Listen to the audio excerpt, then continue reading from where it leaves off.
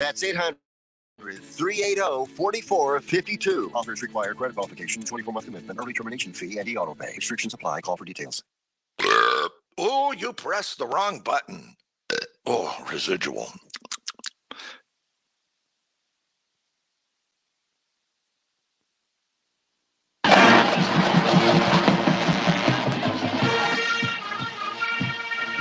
This is the Founders Federal High School Football Scoreboard on the Sports Talk Media Network.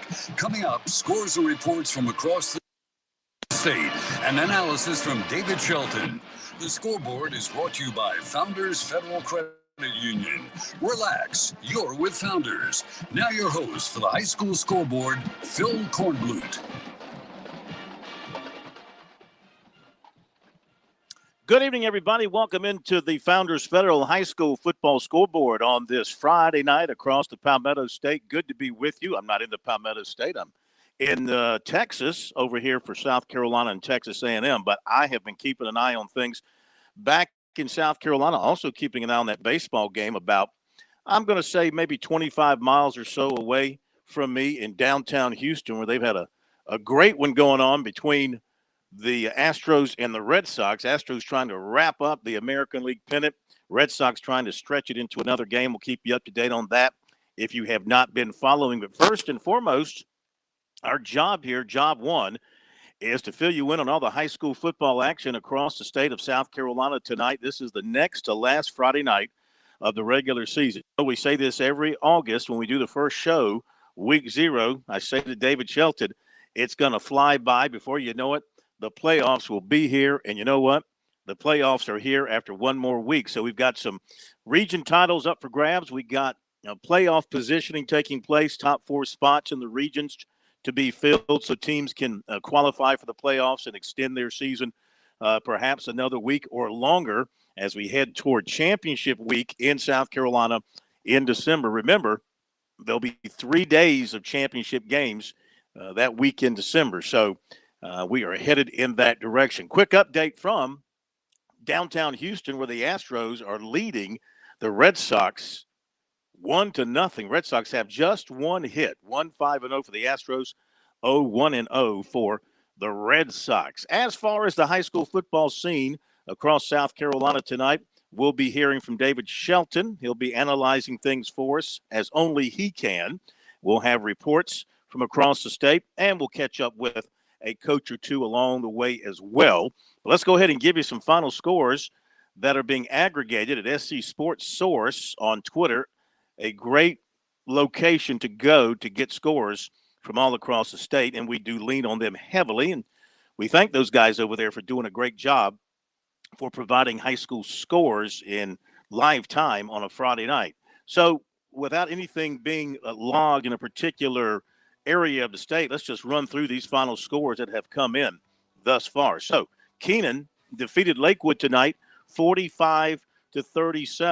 Ridgeview beat Rock Hill 27-6. Skeeza action, Heathwood Hall 34, Wilson Hall 20. Back in the high school league, AC Flora cranked it up big tonight over Lugoff Elgin 53-17. Spartanburg starting to put things together. Maybe you should look out for the Vikings when playoff time begins. They rolled it up on Riverside tonight. Final score there of 35-7. T.L. Hanna continues to do its thing. The Yellow Jackets find a way every Friday night. This was a tight one. We'll get a report on this later. T.L. Hanna beat Burns 28-22. That game played at Nixon Field over in Duncan. Big win for Hanna. They stay undefeated 28-22. Malden beat Woodmont 38-28. Oh, this game was fantastic. Can't wait to get the report. How about this? Greenwood beat Greenville 30-29. Don't know details yet. Don't know if it came down to a field goal or a touchdown the last seconds or just what. But what a win for the Eagles, who are having a great year. Greenville's got a great team. 30-29, Greenwood wins it. Green Sea Floyds beat Hannah Pamplico, two of the better 1A teams. And Floyds over Pamplico.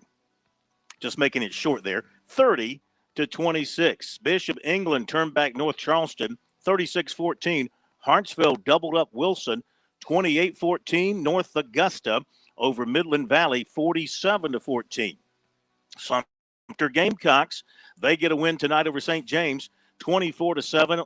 Pickens and Travelers Rest had a real good offensive game. The Blue Flame shines brightest, defeating the Devil Dogs, 38-34. Pickens over Travelers Rest, 38-34. Chesney, 34. Blacksburg, 14. Richland Northeast beat Dreer, 19-10. Carolina Forest over Socastee. What a ball game here. Boy, I bet you Chris Bergen had a blast calling this one.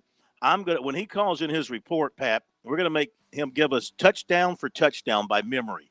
Carolina Forest 46, Socastee 44. That's 90 points. I wonder what the over-under on that one was. Should have taken the over, 46-44. Ridge Spring Monetta beat Wagner Sally big, 50-8. Hillcrest over J.O. Mann, lopsided, 51-7. Gaffney played great defense tonight. Gaffney can play some D. That's why when you think down the road about playoffs and who might challenge, if anybody can, Dutch Fork. Now, Gaffney can play some defense. 21-3 tonight, the Indians over Clover. Whale Branch shuts out Allendale Fairfax 42-0. Legion Collegiate 24, Landrum 21. Thought this would be a great ball game in the PD, and it was. Myrtle Beach defeats South Florence 21-17. C.E. Murray 51, Scotts Branch nothing. Goose Creek beat Wando 20-0. Big win for Westside tonight. Westside's undefeated in their region. Westside, the Rams beat Walhalla 56-24. That's a good win there for Westside. They are now a 3-0 in region play and 4-4 overall. So inside the region, Scott Early's team is getting it done. Lawrence beat White Knoll 19-14. Crescent, big winner over West Oak 55-12. Brooklyn Casey shuts out Swansea 44-0. It's Seneca 64, Pendleton nothing. Stratford and Berkeley, always been a big rivalry game. Neither team is where they used to be, trying to get back. Stratford, the Knights win it over the Stags tonight, 41-14. Silver Bluff 55, Edisto nothing. Other finals, Chester 21, Mid Carolina 14. Trinity Collegiate defeats Lawrence Manning 24-0. I believe that was for the region title there. Trinity Collegiate wins it 24-0.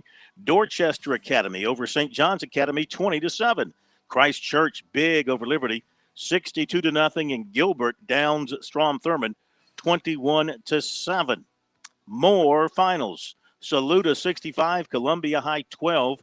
Hammond 55, Cardinal Newman nothing. No mercy. Skyhawks showing no mercy on Cardinal Newman. 55-0. Lee Academy 46, the Kings Academy 20. And I do believe from last night, this was a game played last night. David and I were talking about this. In fact, we got a few games from last night I'll share with you. In overtime, Ainer beat Lamar. A good step-up performance for Lamar playing a larger program. But Ainer wins it 12-6 in overtime. Also, Loris 35-6 over Kingstree last night. And Lakeview over Waccamaw in overtime. Had some good games last night. Lakeview in overtime over Waccamaw, 22-20. And Academic Magnet and Hanahan played last night, and Hanahan had no trouble. Art Craig got that defense dialed up, 63-0 Hanahan over Academic Magnet last night. Let me see if anything else has come in as far as final scores. As we were running through the list, some new scores may have come in. Boiling Springs over Fort Mill, 36-22. Berea over Carolina High, 22-12. Dutch Fork and Lexington. Well, on paper, it looked like a good matchup. We see that a lot with Dutch Fork. We see a lot of on paper good matchups. They hardly ever turn out that way. The Silver Foxes 49, Lexington 3. So that should clinch the region, as if there were any doubt. Dutch Fork, 4-0 in the region, 8-0 overall, and an unbeaten streak that should be, I think, 57 now with that victory tonight. So Dutch Fork runs it up big on nearby rival Lexington at no surprise. Greer over Eastside, 41-14. Woodland doubles up Burke, 32-16. York over Lancaster, 34-6. Denmark Oler, 32. Blackville Hilda, 26. Great Falls, a winner over Hickory Christian, 24-8. All right, I think we've now caught up on all the scores at this point. So let's go ahead and jump to the phones. We got great reporters who've been out covering games tonight, and let's not tarry. Let's get to the guys, because I know Monty Dutton usually has a hot date on late Friday night, so we don't want to hold him up. Monty was on hand for the Clinton 47-0 win over Emerald tonight. Monty, good to have you with us, and big, strong win for your Red Devils tonight. Yes, 47-0. It's amazing how fast a 47-0 game can go when they run the clock in the fourth quarter. So the Red Devils had maybe a little bit of problem earlier, but they cast aside their excruciating loss to Chapman the week before, and they scored about every way imaginable. And Emerald came out and ran a lot of trick plays in which they would have the quarterback behind the center and everybody else split on each side. And, Emerald's having a rough year, and it's tough to implement things like that. And there were plays in the game where there was a center and there were two Clinton guys. The center missed both of them, and he clobbered the quarterback. So the Red Devils got touchdowns from, I know Jatori Gary had one. I know that Jalen Robinson had one. I know that Bryson James, I know there were two long passes. I know there was a block punt. And I was taking pictures on the sideline, and so I don't have the score in summary, but I don't know in a game like that it wasn't that big. But anyway, Clinton, any doubt that they would be flat in the aftermath of the Chapman game, they really took control right away, and they rolled to 8-1 and 3-1 in the league going into the season finale at Woodruff, which is, of course, a famous destination for Clinton over the years. And this is clearly the best Clinton team since the last state champion of 2009. So Corey Fountain is having a fine year, and he's got a good ball club. And I would say that whoever beats Clinton in the playoffs is. Lost you there at the very end, but let me ask you this. So Clinton and Woodruff looks like they'll play for second place in the region next week. That's what that game will be all about?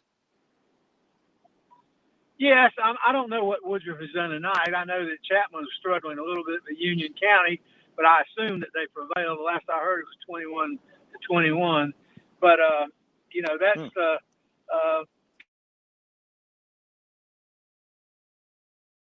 if they can beat Woodruff, it certainly would give them a home playoff game. And I can tell you from being it's been a long time since Wilder Stadium rocked like it's been for games the last couple of home games.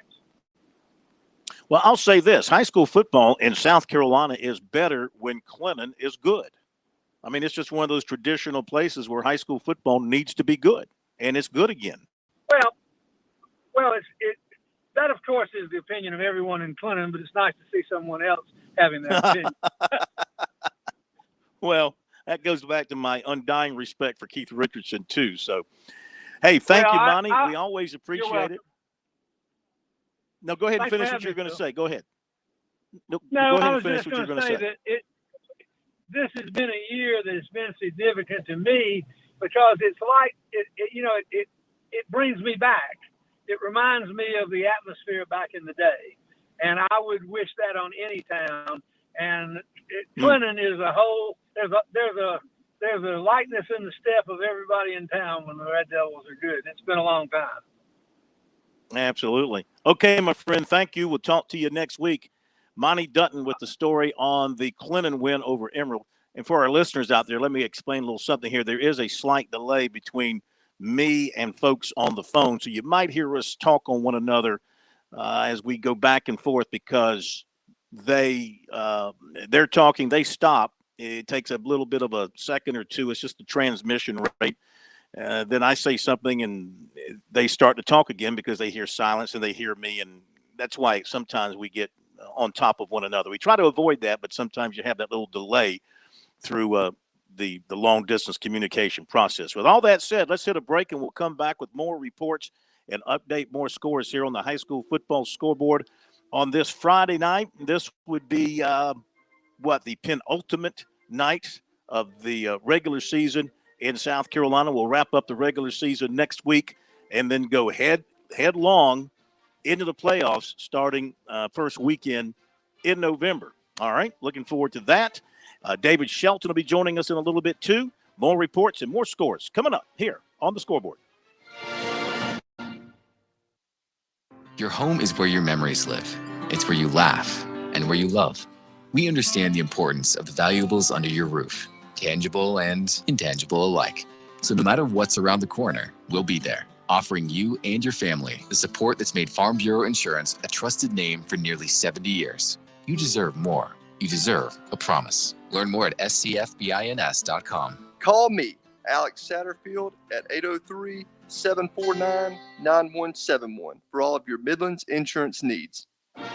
Hi, this is Phil Kornblut, and for me, high school football Friday nights in the Palmetto State are electric. And I want to know how all the teams in the state are doing. For that, I turn to scfootballstats.com. I've used scfootballstats.com for years as a resource, so I have all the scores and schedules right at my fingertips. And so can you. Never hunt for scores, standings, or rankings again. scfootballstats.com delivers weekly updates right to your inbox. Everything from your favorite teams, including Skiza, all in one place. Fan subscriptions are just $25 for a full season of access. Head over to scfootballstats.com right now for a free trial. That's scfootballstats.com. I'm not like some whoop-de-doo executive chef. You know, I consider myself more of a baker than a chef. I like working with my hands. I like turning regular ingredients into like something spectacular. The South Carolina Education Lottery has funded over 450,000 life scholarships in our state, giving countless students a chance to answer their calling, just like Aaron. Your passion is our purpose.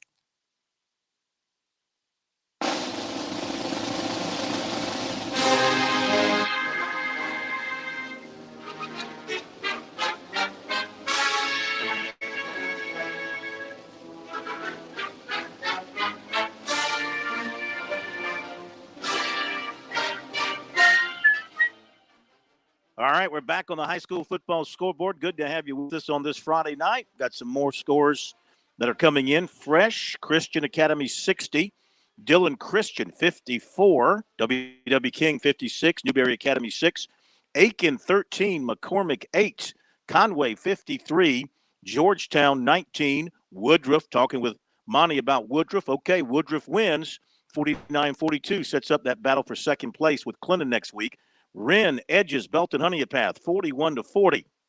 South Aiken 50, Airport 12, Boiling Springs 36, Fort Mill 22, Berea 22, Carolina 12, and Dutch Fork 49, Lexington 3. I think we've hit all the scores that have come in to this point. We'll go back over everything for you in just a little bit, but we've got folks waiting to give us reports. Let's go to Doug Holliday, who was on hand for Lawrence and White Knoll tonight. Doug, good to have you with us. What happened in your game? Thanks, Phil. A little bit closer game, I guess, than we were expecting. White Knoll with only one win on the year, but a tight battle all night long, kind of back and forth. White Knoll led 17-14 going into the fourth quarter, but the Raiders scored early in the fourth quarter, took a 17-14 lead. White Knoll went 3 and out, and then Raiders just kept it on the ground, took almost 8 minutes off the clock down to the last minute, and got a safety at the end when they had White Knoll pinned back after the kickoff and won 19-14.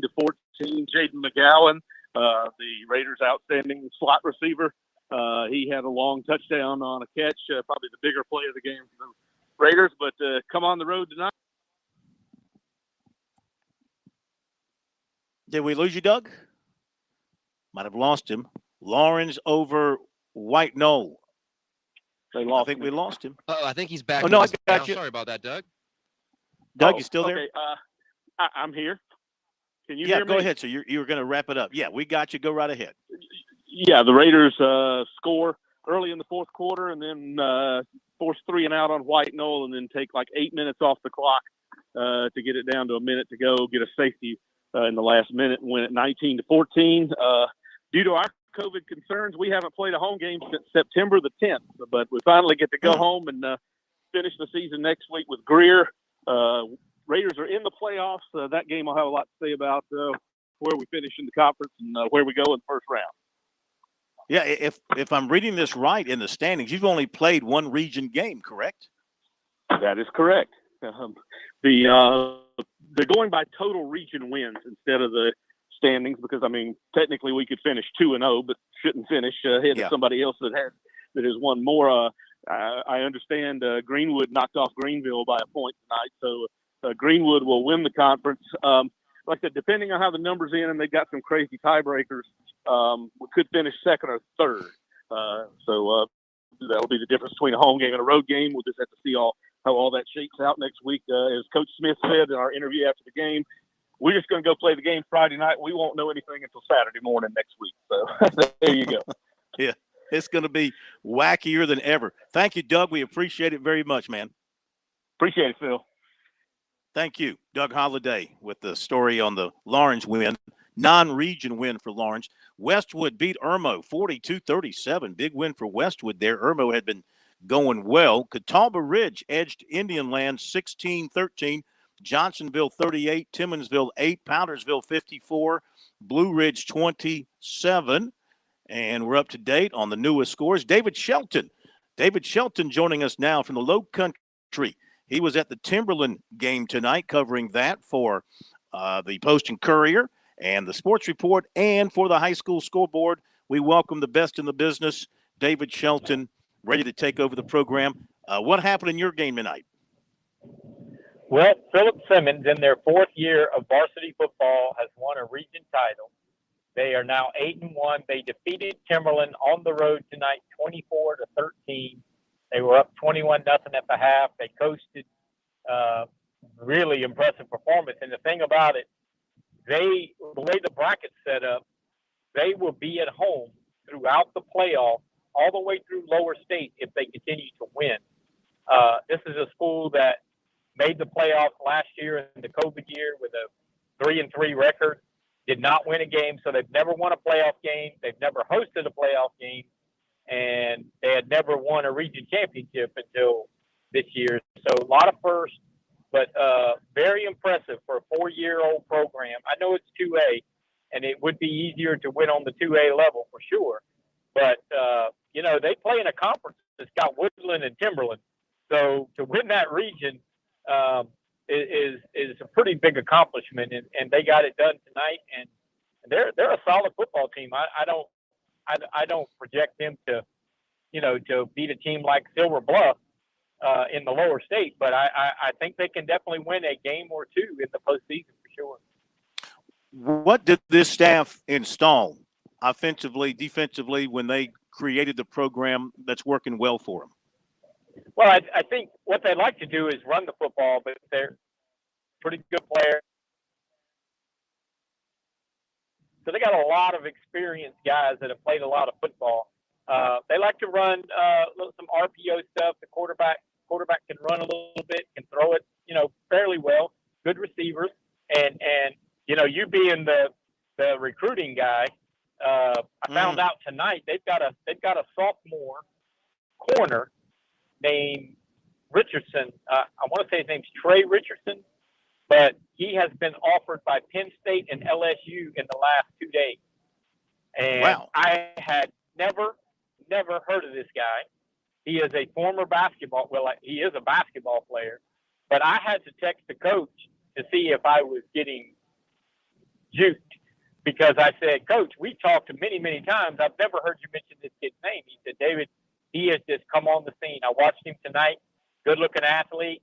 But for a sophomore to get an LSU and a Penn State offer, somebody saw something, because he's obviously a pretty good athlete. That's a very big hit for that young man to get that kind of attention that early. All right, David, hang on. We'll get back to you, your commentary throughout the rest of the show. Find yourself a good Wi-Fi spot there. We've got reports coming up from one of the veterans of play-by-play in South Carolina, the great George Adams, about to join us after the break, and Bob Corlew, a relative rookie in our state. He'll have the story on the Dorman-Wade-Hampton game after this break. Be right back. Olivia from Washington. Laid off and trying to keep our little kids from realizing that mommy and daddy haven't eaten in a while. Roger from California. I'm grateful we could afford our son's surgery. I'm nervous that now we can't really afford food. Daniel from California. Choosing whether to pay the rent or pay to fix the car to get to work doesn't leave us with much at all. Now we can't even pay for meals. Donna from Louisiana. The storm just hit, and we went from donating to the food bank to needing it. Keisha from South Carolina. I've been skipping meals so my 2 kids can eat, but filling up on water doesn't really work. Hunger is a story we can end. End it at feedingamerica.org. Brought to you by Feeding America and the Ad Council. With SRN News, I'm Jason Walker. The battle over abortion in the Lone Star State continues. Supreme Court allowing the Texas law that bans most abortions to remain in place for now, but has agreed to hear arguments on the case beginning November 1st. Authorities continue the probe into Thursday's shooting in Tacoma, Washington. 4 people are dead. The search continues for the suspect. 2 Florida police officers wounded during a shootout that left the gunman dead. Authorities say both officers are expected to survive. Alec Baldwin has tweeted about firing a prop gun on the set of a movie and killing the cinematographer in New Mexico. Actor calls the shooting a tragic accident. Santa Fe County Sheriff's Department continues the investigation. This is SRN News. Okay. For many years, I've bragged about the great work Stone Interiors does in the home. And brag's the right word, because before I endorsed Stone Interiors, I was a customer first. That means I've been through the same process you can go through. Lainey and I visited the showroom. We were in awe of the selection as we wanted a unique granite look for our kitchen. We got that for our countertops. We found something special. The team at Stone Interiors put the plan in motion. They came out, they installed the granite that we've been loving and beaming about ever since. When folks visit our home, inevitably, we end up in the kitchen talking and someone comments about the granite, from its look to its texture. So is it time to enjoy some new granite, marble, or quartz? Do you need a beautiful new backsplash in the kitchen? What about a new fireplace or an outdoor kitchen? Stone Interiors has taken great care of folks in the Midlands for 20 years. They're locally owned and operated, and that's essential. You can visit the showroom, do a virtual appointment if you want, whatever you're comfy with. Visit stoneinteriors.com or give them a call, 461-8950. And, of course, tell them you heard about it from The Point. Have you fallen behind on your taxes and might be facing IRS penalties? Have wage garnishments, levies, or liens? Have unfiled tax returns? You want someone local and qualified. Don't fall for those national spots. Meet with me, Teresa, at Capital City Professional Services, and let me help you through your tax maze. I can help with all your tax resolution issues. There are options to get you back on track. Call Capital City Professional Services, 400-8683. That's 400-8683. Do you owe back taxes? Do you know that the government is giving away billions of dollars to help Americans with delinquent and unfiled taxes? With this program, you may reduce or completely eliminate what you owe. Don't wait and face the IRS alone. The IRS is one of the most powerful collection agencies in the world. If you let things go, they'll have the power to take your paycheck, your house, and your freedom. If you owe the IRS more than $10,000, you can call VersiTax and quickly get the IRS off your back. Tom called. They got the IRS off my back and settled with payments for a fraction of what I owed. If you owe more than $10,000, you need to call the hotline now. 800-426-2119. Call now to see if you qualify for this Fresh Start program at 800-426-2119. That's 800-426-2119. That's 800-426-2119. 800-426-2119. Thanks to VersiTax, they saved my life. 800-426-2119. Hey, Point listeners, this is Casey Whitener, and I'm the co-host of Right on SC on Saturday mornings. Join me and Rex Hurst talking about books, talking about writing, craft, marketing, publishing, the whole gambit. Right on SC.blog, Saturday mornings, 9 a.m. on The Point. Hey, Point listeners, this is Casey Whitener, and I'm the co-host of Right on SC on Saturday mornings. Join me and Rex Hurst talking about books, talking about writing, craft, marketing, publishing, the whole gambit. Right on SC.blog, Saturday mornings, 9 a.m. on The Point.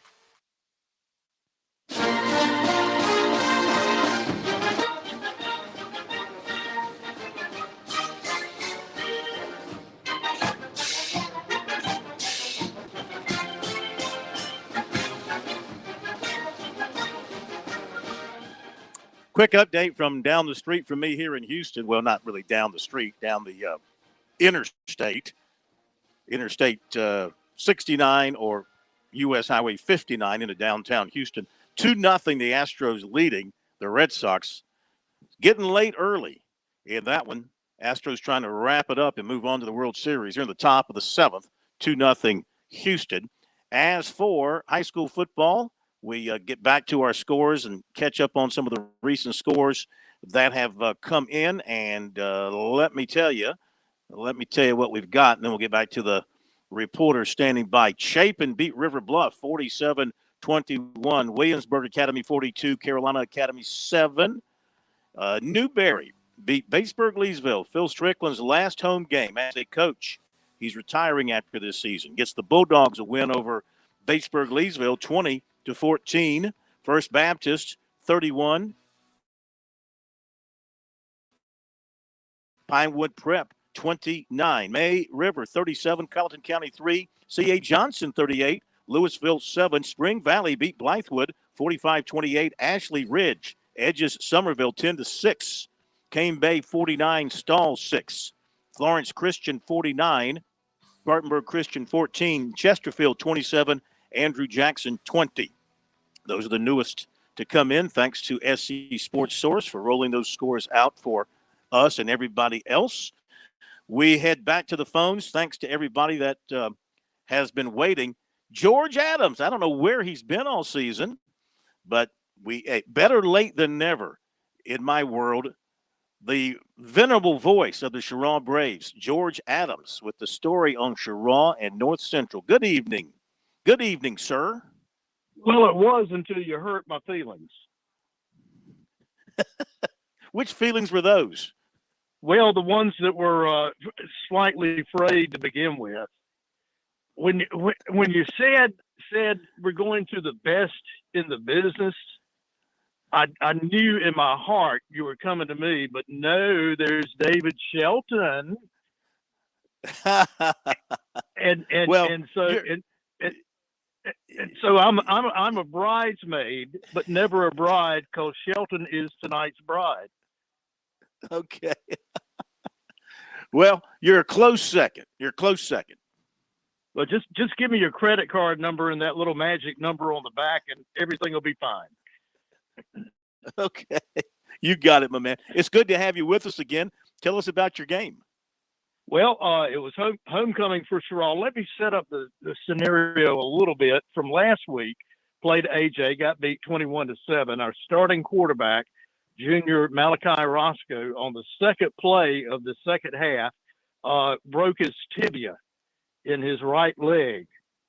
So Coach AP Andy Poole and his staff had to cobble something together, and they did, because we won 50-7 over North Central. Ooh.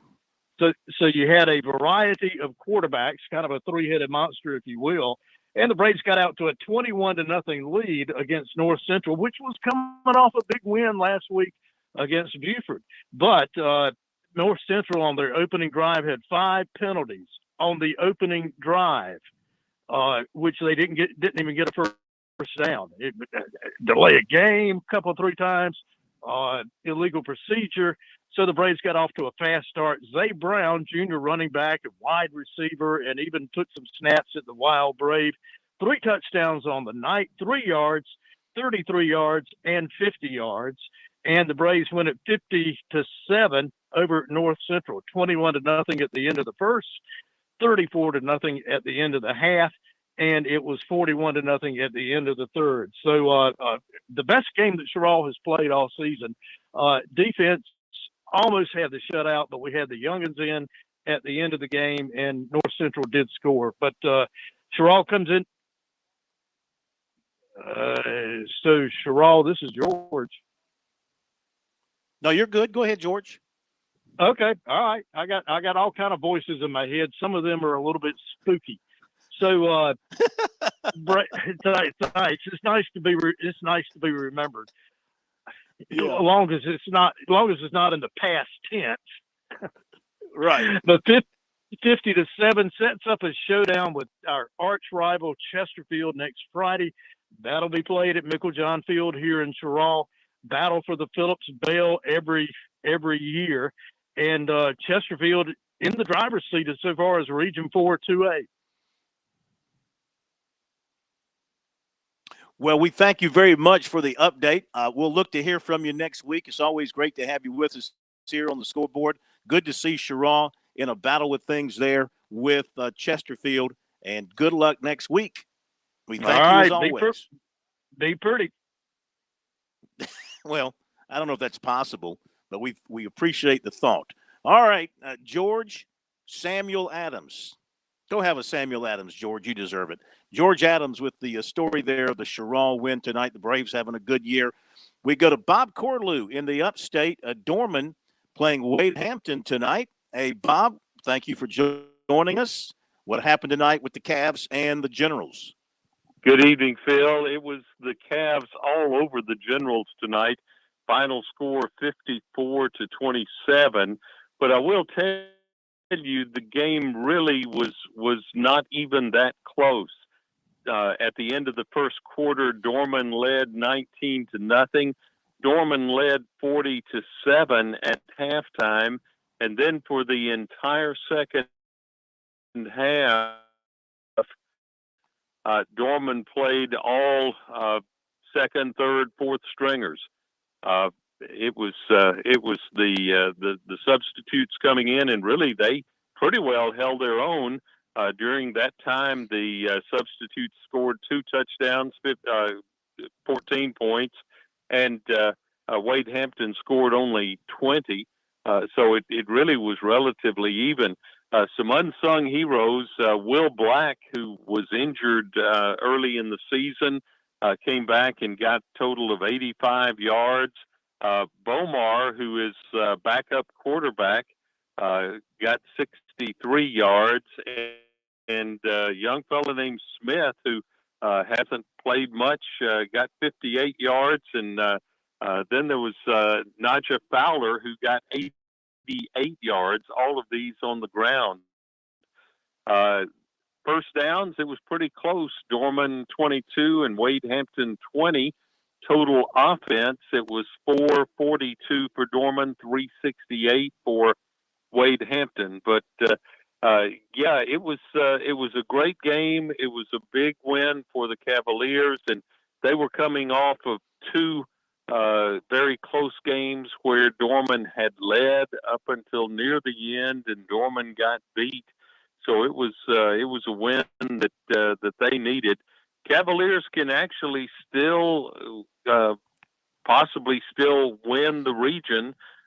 They've got to beat Spartanburg next week, and that's the final game of the season. And everybody's still already talking about the tiebreaker rule and so forth if they all come in with the same number of wins. But anyway, a big win for the Cavaliers over the Wade Hampton Generals, 54-27.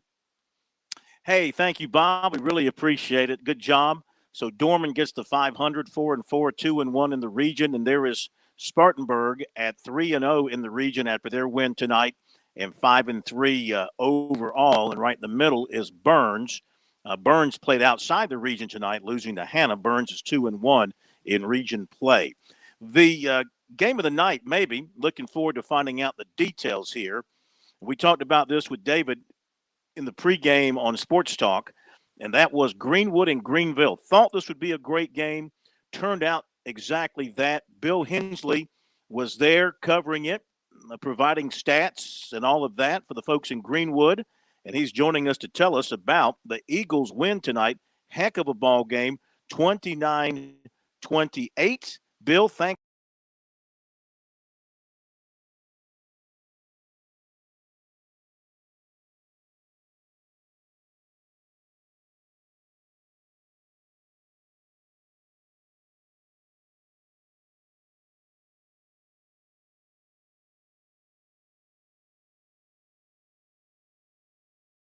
We had a Hey, you know what? It's great to hear you again too. I'm glad you're doing football and staying busy.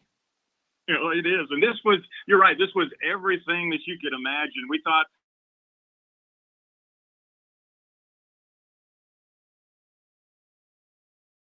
early on in this game, he came out, first play from scrimmage, he ends up hitting a 55-yard pass play to Mazzeo Bennett. Greenwood answered right back with a 35-yard field goal. It was 7-3 at the end of the first quarter. And then Greenwood ends up, Galen Rapley controlled the game all night long, comes up with a 12-yard touchdown run on a 6-play, 31-yard drive. They mixed the extra point, but it made it 9-7 at that point. Later in the second quarter, a 1-yard run by Galen Rapley caps an 11-play, 50-yard drive. The extra point was good, made it 16-7. And Greenville answered late in the second quarter, coming up with a 6-play, 60-yard drive and an 18-yard pass play from Pro Franklin to Tyler Brown. And the 2-point conversion ends up making a good 16-14 at that point. But third quarter, just as electric, just as exciting. Greenwood got the ball first. 40 seconds it took him to go four plays and 35 yards. Galen Rapley, his second touchdown of the night. It made it 23-14. And then Greenville gets on the board late in the third quarter with about a minute 16 remaining, as it's a 3-yard run by Holland, who played fabulously as a running back tonight. Had a couple of drops with some great catches as well. And the 2-point conversion there was 23-22 at that point going into the fourth quarter. Greenville did get the ball early in the fourth. They had scored just like they did at the first quarter, right off the bat to start the first play from the fourth quarter. One play, a 72-yard pass play from Pro Franklin to Elijah Kelly. And that was the first time that Greenville took the lead, 29-23. But Greenwood answered right back. 4 plays, 56 yards, 10-yard run by V. Morton, who had a big night last week. Again, comes up with a big night this week with 130-some yards of offense, but a 10-yard run for the go-ahead touchdown with the extra point, 30-29, and that's where we stood as far as the final score goes. So it was everything you could ask for. Pro Franklin, 13 of 22 for 255 yards. He had 3 TDs to go along with that.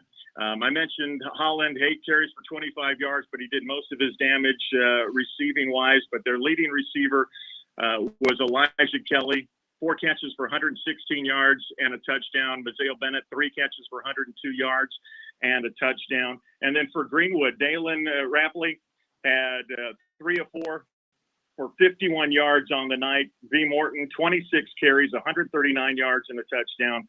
Rapley, 15 carries on the ground for 57 yards, 3 TDs to go along with that.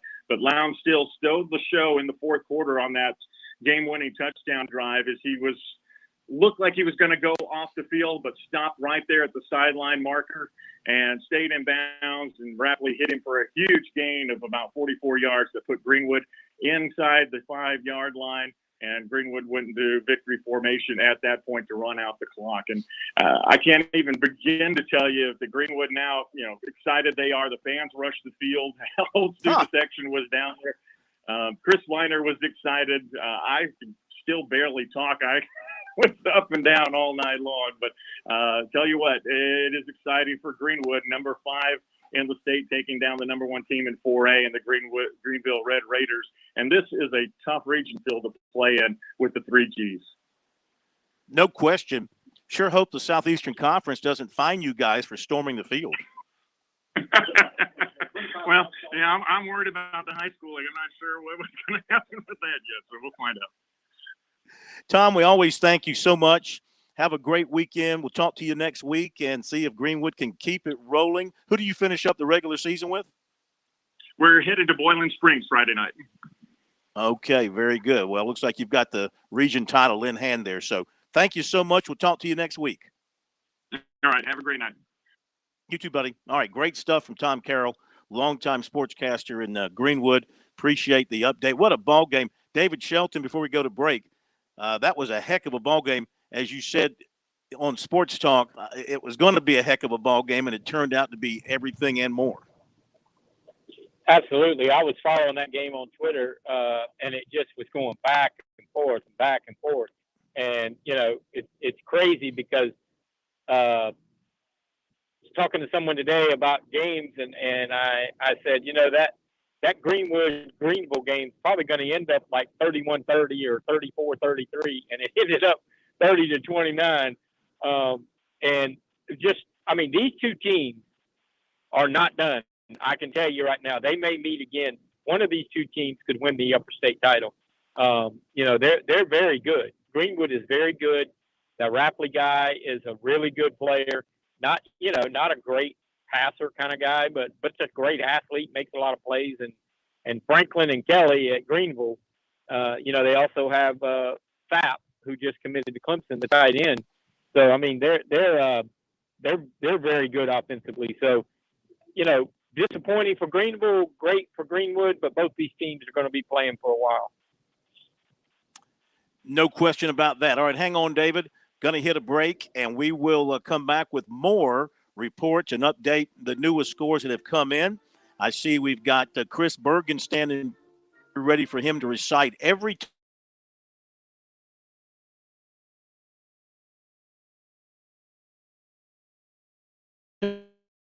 at Burns tonight. We got more reporters coming up. I hope Kevin's paying attention to football and not watching the Red Sox. I won't tell him that his Red Sox are losing, but I'm sure he knows that. We got that and more coming up here on the High School Scoreboard. Back in a moment. Hey, folks, mortgage rates have dipped to their lowest levels in recent history. And with home values up in many areas, now may be the perfect time to refinance your home. Whether you're looking to lower your monthly payments, free up cash for home improvements, or just pay off your home faster, a quick call to the one and only Stuart Wingo of Ameris Bank could save you money. If you're looking for competitive rates and exceptional service, call Stuart Wingo. 803-319-1777. That's 803-319-1777. You will save money just like I have so many times over the years. You can also visit him, amerisbank.com/Stuart Wingo. Stuart Wingo, the man with the plan for all your mortgage needs. The Southeastern Institute of Manufacturing and Technology, known as SIMT, is ready to meet your 3D printing, machining, and social media listening needs. Our list of clients includes business and industrial partners from around the state, the nation, and the globe. In addition, we are providing social media listening services to a variety of businesses and educational institutions, from large companies to law firms to small rural school districts. The SIMT also rents space for training, conferences, and trade shows. Catering services are available for events being held at the SIMT. We are dedicated to customer service and look forward to serving you. Check us out on the web at simt.com to see a full list of our manufacturing services, or give us a call at 843-413-2740. Parents ask, what's the best way to save for college? I'm State Treasurer Curtis Loftus, and my answer is always open a Future Scholar 529 college savings account. It's easy. You can get started online with any amount. It's flexible to adapt to your child's college dreams. And you can deduct 100% of your contributions from the South Carolina state tax return. So what are you waiting for? Go to futurescholar.com and see why it's the smart, easy way to save for college. futurescholar.com.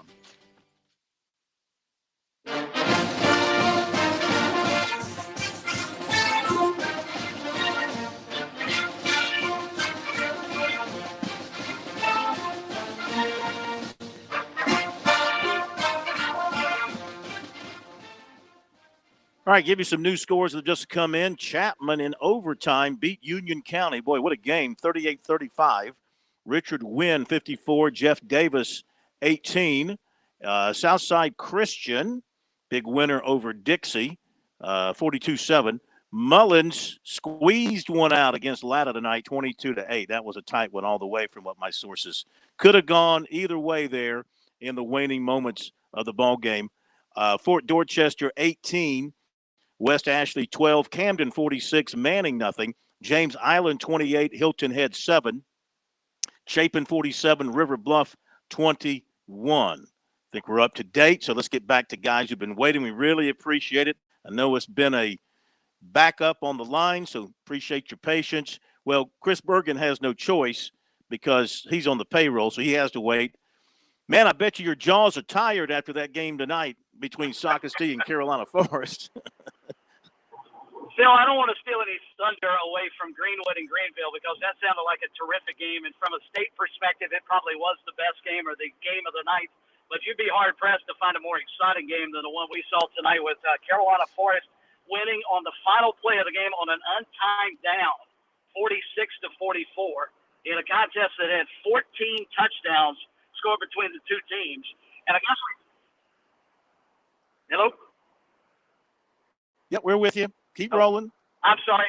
I'm hearing Pat in the background too. So, but anyway, I should have known right off the bat that we were going to be in for a high-scoring long night because the first 3 plays from scrimmage combined between the two teams combined for 140 yards and 2 scores. Socastee got on the board on their second play from scrimmage, a 60-yard touchdown pass from Rocco Wojcik into the hands of Wesley Easton, and he races to the end zone. And then after the ensuing kickoff, Luke Janik for Carolina Forest, who has just been a Socastee killer over the years, ran 80 yards for his score. And then here we go. We're going back and forth all night long. Let's fast forward into the fourth quarter, Phil, and Carolina Forest has a 40-31 advantage over the Braves, and they're about to put the game away. They've just gotten a turnover, and they're inside Socastee territory. And for some reason, Mark Morris, the head coach of Carolina Forest, went away from his bread and butter and tried to throw the football. They threw an interception into the end zone. Socastee is able to return it back out near the 30-yard line. They ultimately score about 6 plays later, and with about 3 minutes left to go in the game, they're back to within a 40-38 contest. They kick an onside kick and execute it about as well as Appalachian State did the other night against Coastal. They recover the onside kick. They march it in for a touchdown with 37 seconds left to go. And you're thinking, game over. Socastee's going to win a game and steal one from Carolina Forest and punch their ticket to the postseason. Not so fast. Carolina Forest returns the ensuing kickoff back into Socastee territory. They're out of timeouts. They've got about 20 seconds left to go. They ultimately throw a pass into the back corner of the end zone of what would have been the final timed down of the game. It gets broken up. Everybody on the Socastee sideline is going nuts. Once the teams unpile, you see a penalty flag, and that started a sequence of 2 or 3 penalties in the end zone for pass interference. So on the third untimed down, they go back to Luke Janik, the outstanding running back for Carolina Forest, who on the night scored 5 touchdowns against Socastee. His 5th and final one came with the game winner and no time left on the clock. And so Carolina Forest survives on homecoming, pulls out a 46-44 win. Janik in the last 2 games against Socastee has scored 10 touchdowns against the Braves. I am sure they're going to be happy when he graduates and moves on. Oh, my goodness. So let me see if I understand this correctly. Carolina Forest, last play of the game, throws the ball into the end zone. It's defended, incomplete. Everybody's piling on each other, but there's a flag down, pass interference, and they got an untimed down into the end zone. They threw it. That drew a penalty flag, and they did another untimed down, and that drew a penalty flag. Am I understanding it right? Absolutely right. And finally, they've gotten close enough that they could run the football in. And that's probably what they should have done anyway. But with no timeouts, they didn't have a chance. So once they got it to the 5-yard line, after all the pass interference penalties had been moved half the distance to the goal, they had it 1st and goal from the 5, and they were able to score. Luke Janik scoring, again, his 5th touchdown of the night. And it was if there is some controversy coming out of the game from a Socastee standpoint, it's the first pass interference penalty that appeared to be a good defensive play, at least from where we were up in the press box area, but evidently not. And ultimately, Carolina Forest, to its credit, found a way to win a game that neither team deserved to lose. But unfortunately, somebody has to, and it was he's dropping the neck. Chris, thank you very much, my man. Go get some rest. You've been working too much. I appreciate it, guys. Y'all have a good weekend. Have fun in Texas. All right. Oh, yeah, enjoying it big time. Thank you. We will get David Shelton's take on that. If I can ask the guys who are on the lines to hang on, I promise you we'll get to you after the break. We'll be back. Local in the morning, afternoon, and evening. Columbia's local talk radio experience. 107 The Point. MakeThePointRadio.com. The Point. The Point. WQXL Columbia, W264DF. From the Bart Fireside Studio, the solution for keeping you warm this winter. This is 107 The Point. News this hour from townhall.com. I'm Jason Walker. That Texas law banning most abortions now headed for the Supreme Court. The nation's highest court has agreed to hear arguments in the case on the 1st of November. The focus will not be on the abortion ban, but whether the Justice Department can sue and obtain a court order that effectively prevents the law from being enforced. That is White House correspondent Greg Clugston. President Biden and Congress leading Democrats have edged closer to sealing their giant domestic legislation.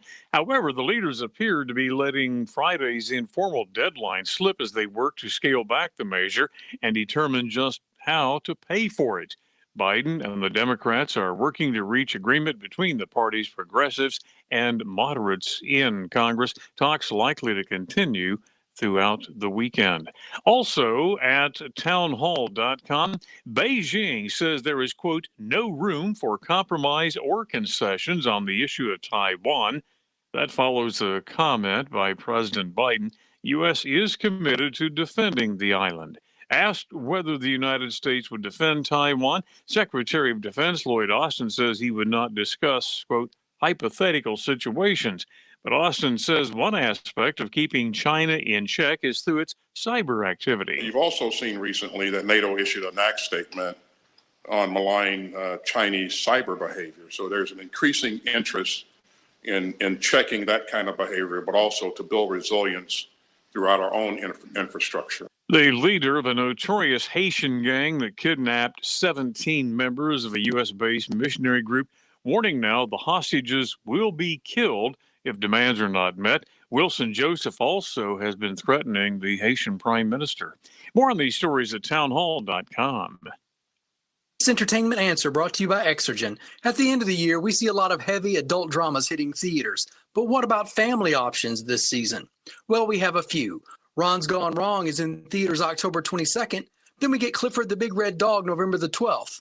The animated Encanto arrives November the 26th, and Sing 2 rounds out the year on December 24th. All of these PG films are sure to be a hit for your entire family. For more information, reviews, and interviews, head over to theentertainmentanswer.com. Fever is the leading symptom of COVID and the flu, and the only way to reliably detect fever is with an accurate thermometer.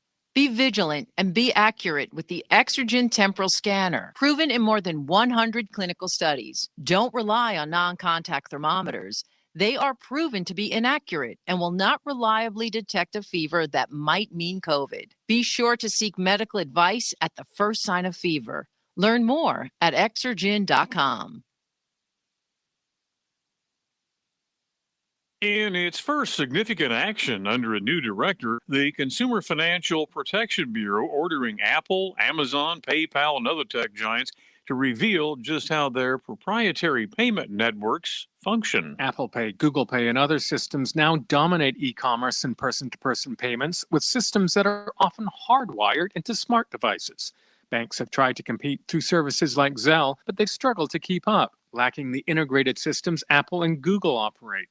The Consumer Financial Protection Bureau is seeking more transparency into the payment systems created by the big tech companies, as well as details about consumer protections. Director Rohit Chopra says tech companies are, quote, eagerly expanding their empires to gain greater control and insight into our spending habits. The CFPB has also raised potential antitrust concerns. I'm Ben Thomas. These stories and more at townhall.com. WQXL Columbia, W264DF. From the Bart Fireside Studio, the solution for keeping you warm this winter. This is 107 The Point. As an organ donor, your story doesn't have to end. The good in you can live on. In fact, you could save up to 8 lives and restore sight and health for many more. Sign up right now online as an organ, eye, and tissue donor. You'll be happy you did. And just maybe someone else will be happy too. Go to organdonor.gov. It saves lives. U.S. Department of Health and Human Services, Health Resources and Services Administration. Please press button now. No, that number's bigger than the one I said.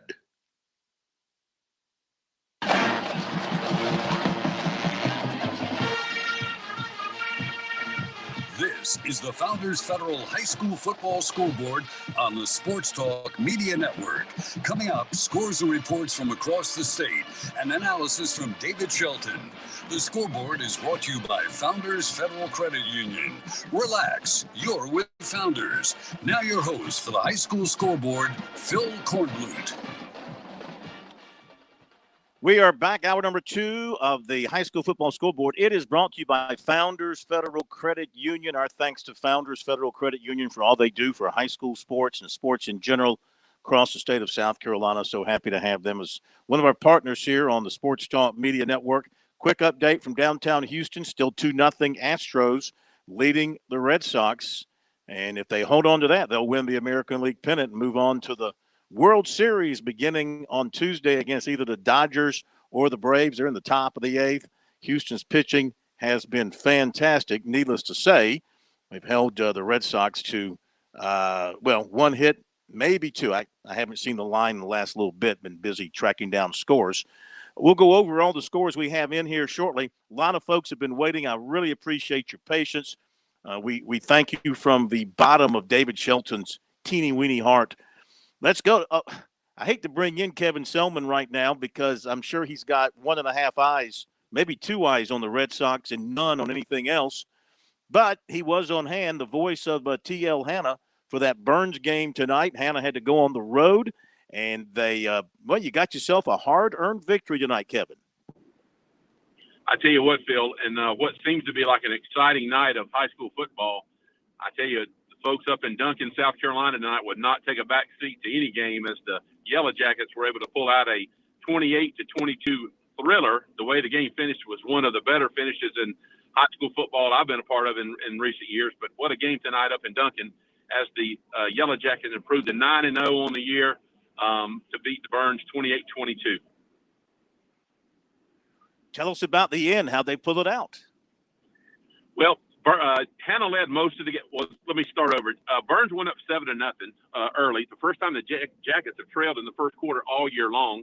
The Jackets needed a game like tonight because most of our games, just to be honest, have been kind of snooze fest. But the Rebels went up 7-0 tonight. They come in the game tonight, a lot of momentum after their big win over Dorman last week. You know, Burns was hot and excited to play a big raucous crowd at Nixon Field tonight. So they went up 7-0 after returning the opening kickoff down to the Hanna 20-yard line, so 80-yard kick return, and went up 7-0. After that, Hanna answered with 2 scores to take the lead, 14-7 at half.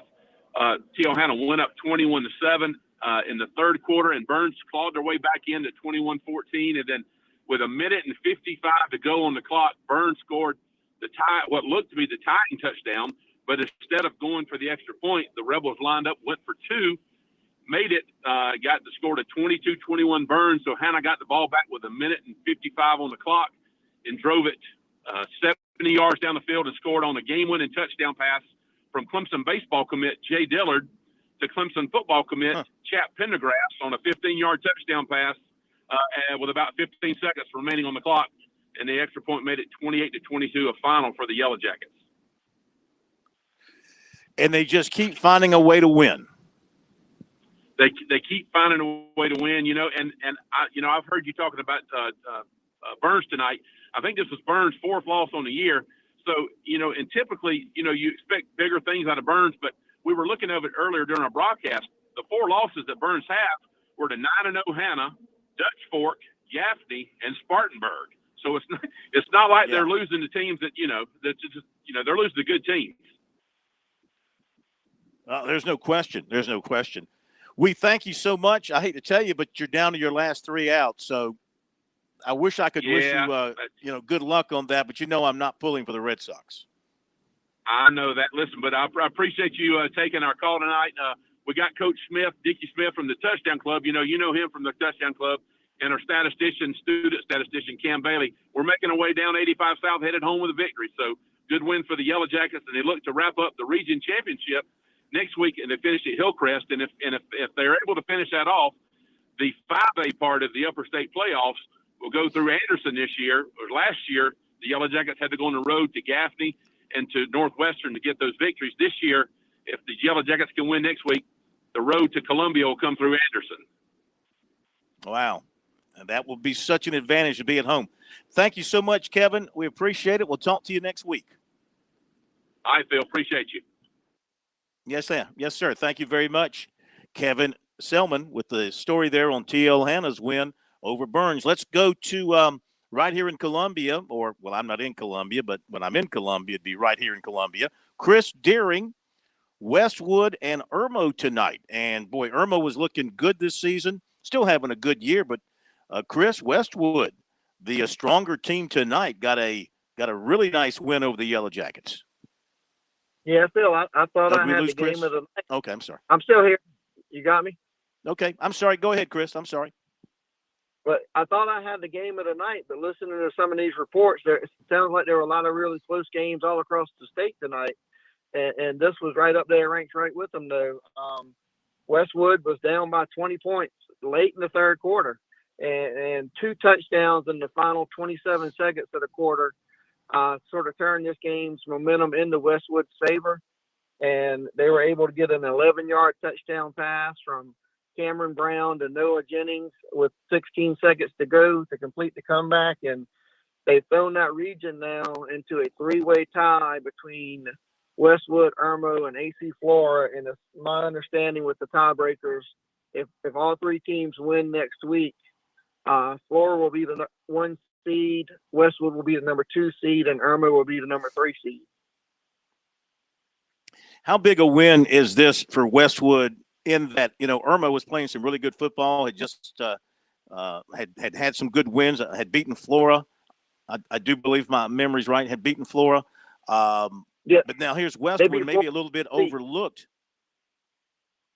Well, I'm sorry, Chris. Quinn afterwards. I talked to Coach Quinn afterwards, and they lost to AC Flora earlier this year, and after that game, he said the seniors came together, wanted to have a team meeting, and they've been playing outstanding football since then. Cameron Brown tonight, he had over 300 yards passing, about 100 yards rushing. He's been a big playmaker at quarterback. Noah Jennings has been over 100 yards 3 straight weeks now, so they've really turned their season around. There were people around after the game saying this was the biggest win in Westwood history. And I mean, I can't dispute that sitting here right now. So it was a really big win for that team. And hopefully, they can, I want to see all these teams succeed. Heartbreaking for Irmo. They were in the driver's seat tonight. They win tonight. They win the region. And I know the AC Flora coaching staff, they were blowing up my Twitter. I guess I wasn't updating things fast enough for them, and they were trying to get updates, and I was doing the best I could. So those guys are pretty happy over there right now. But really, again, a great win for Westwood tonight. Yeah, that's what stuck out to me. Like you said, this might be one of their biggest wins in their history, the way they beat a good Irmo team. Chris, thank you so much, my friend. We really appreciate it. Tell everybody about your Twitter and the site you're writing for so they can read your stuff. You can read a recap of the game tomorrow on Prep Red Zone SC, as well as the high school sports report. Doing a little double dipping there. And Twitter handle is cdeering82, and I try to keep up to date with all the games on Friday night. Follow along, and I'll try to get you updated with all the games across the state. Thank you, my man. We appreciate it very much. Talk to you next week. All right. Thank you. Have a great night. You too, man. Thank you very much. All right, Chris Deering with the report there. Great win for Westwood. Let's get to one more. Kevin Ireland, Sumter, and St. James. And the Gamecocks, they just continue to win 24-7 over St. James. Kevin, I think people are sleeping on Sumter a little bit. You guys have put together another terrific season. 3-0, going to clinch the championship, the region championship, with that win tonight. 7-1 overall. I mean, this team going to make some noise in the postseason.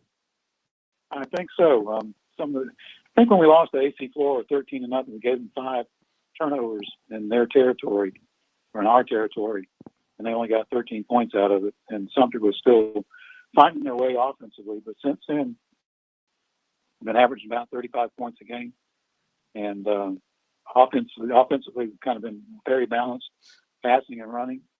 Tonight was the same way. It's like 330 total yards, 203 rushing, 213 rushing, 120 passing. Opened up the game with a trick play, halfback option pass, went 76 yards to the 4-yard line. Something punched in after that.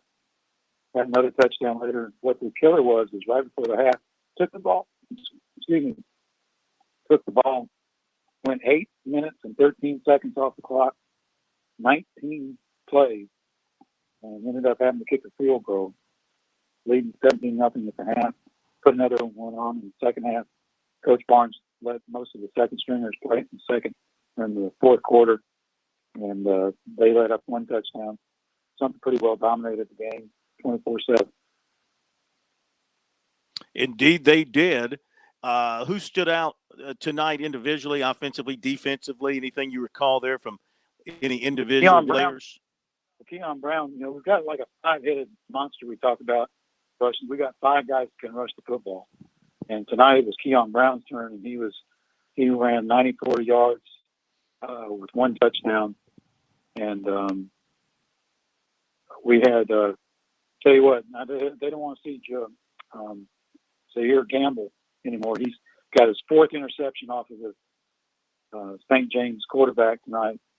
3 in the first ball game 3 weeks ago. Another one tonight in the end zone to preserve at that time a touchdown.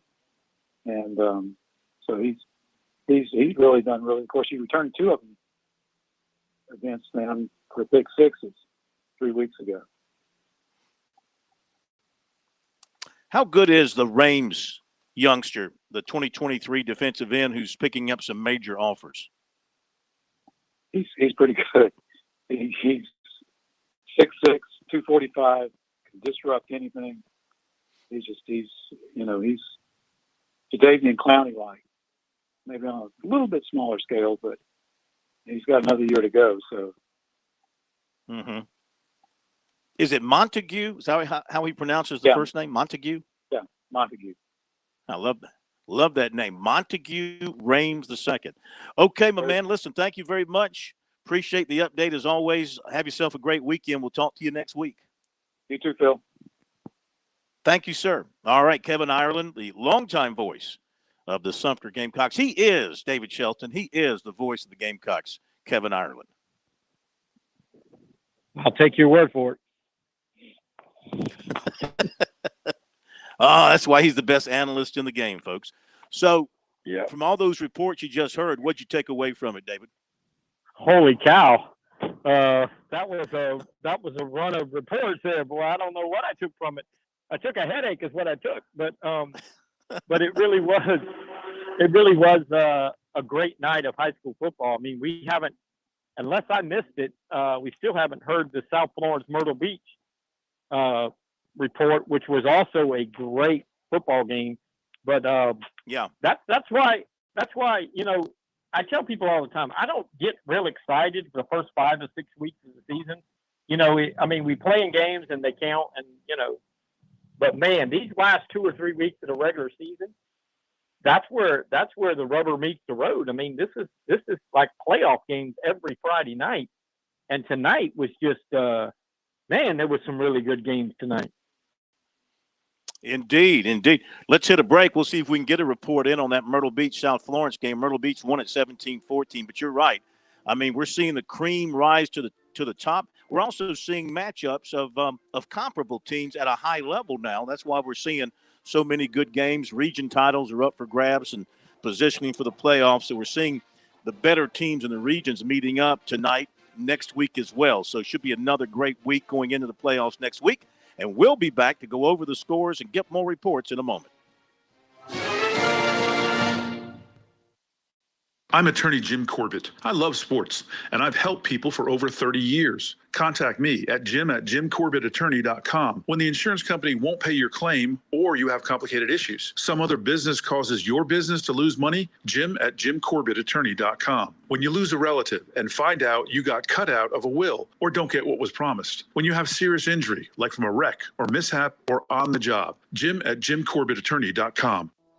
We understand how important it is to have transportation you can rely on. So no matter what the road ahead brings, we'll be there. Offering you and your family the support that's made Farm Bureau Insurance a trusted name for nearly 70 years. You deserve more. You deserve a promise. Learn more at scfbins.com. Call Buddy Bridges in Lawrence County at 864-923-2174, covering Lawrence, Clinton, Joanna, and the shores of Lake Greenwood. Save like a pro with Founders Federal Credit Union. Founders Loyalty Select account gives you the opportunity to grow your savings at our best rate yet. Fund your account through your favorite Loyalty Select product to get savings today. Not a member yet? Visit relaxjoinfounders.com or one of our more than 30 office locations to see if you qualify for membership. Services require credit evaluation. Terms and conditions apply. Founders Federal Credit Union is federally insured by NCUA. Life. It has its ups and downs. Sometimes it's little things like hitting every red light or dropping your cell phone. Maybe it's the bills, rent, or pressure at work. But when it comes to the South Carolina Education Lottery, you should never feel like playing will solve everything. The lottery is a game. It's played for fun. So set a dollar amount. Expect not to win and make sure responsibilities, family, friends, and work come first. Visit playresponsiblysc.com.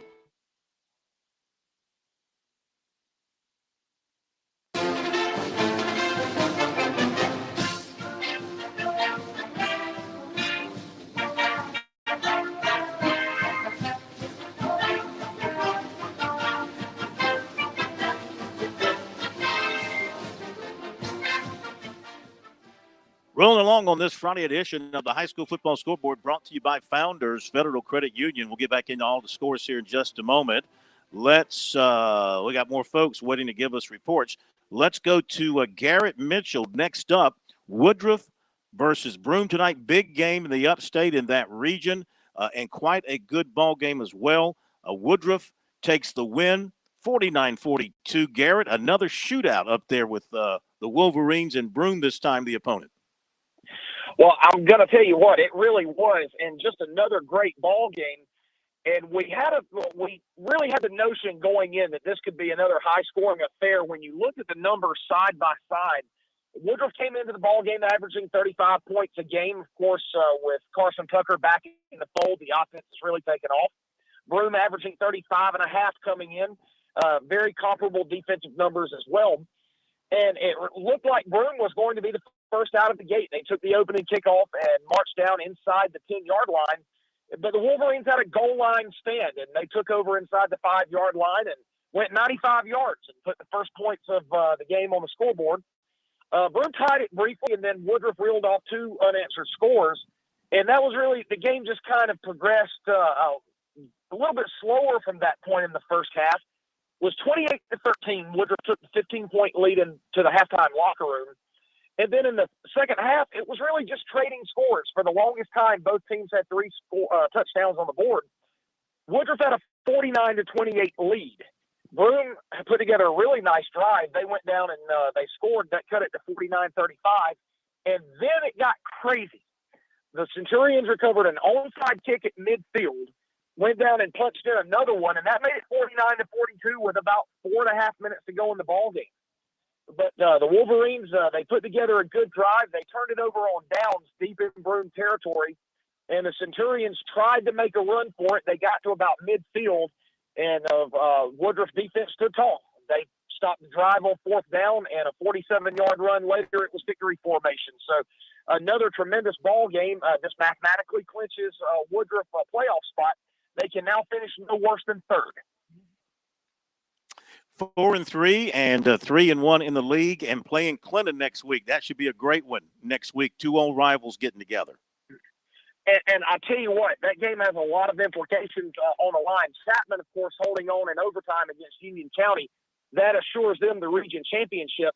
But Clinton comes into Varner Stadium next week with one loss, just as Woodruff does. And so the scenario was quite simple. This game is for second place in a home playoff game head up. The winner is your second seed out of Region 338. The loser is the third seed, and will travel in the first round. So it's that simple. So you've got a Woodruff team that's firing on all cylinders offensively, a Clinton team playing with a chip on its shoulder, and I can hardly wait to be back in the friendly confines next week. The crowd should be phenomenal. I think it will be a great ball game. Well, we thank you for the report. Look forward to hearing from you next week, sir. That sounds wonderful. We appreciate you guys. Yes, sir. You too. Thank you very much. Appreciate that report coming to us there from Garrett Mitchell. Abbeville beat 96 tonight, 55-0 in that ball game, according to a tweet from Greg Deal with the Greenwood Index Journal. Jeremiah Lomax had a pass interception, return for a touchdown. He's done that in 5 straight games, David. 5 straight games he's had a pick 6. That might be some kind of a record. Yeah, I saw that tweet, and I mean, I hate to admit this, but I've been doing this for 33 years, and I have not heard of that before. And I've not heard of that before. And he's a player, man. Lomax is a player. He's getting some looks. I know Charleston Southern offered him over the summer, and he's probably getting a lot more looks. But he is the leader of that defense, and that defense has played very well for the Panthers. Okay, let's go to Lane Harris. We talked about wanting to find out how Myrtle Beach beat South Florence by 3 tonight on the road. Mr. Harris with the Myrtle Beach broadcast crew, thank you for joining us. Tell us what happened. Myrtle Beach broadcast crew with a belly full of food, heading back to the beach with a 21-17 win under our belt.